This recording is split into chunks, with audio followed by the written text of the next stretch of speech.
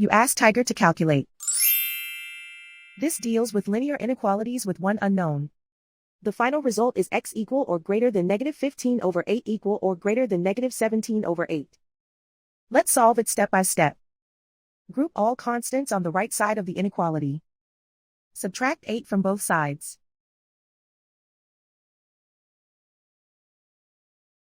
Simplify the arithmetic.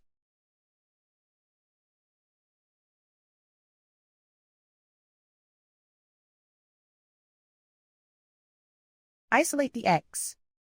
Divide both sides by -8.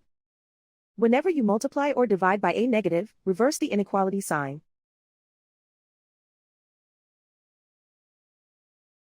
Cancel out the negatives.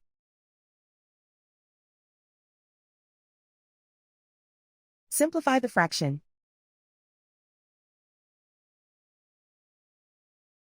Move the negative sign from the denominator to the numerator.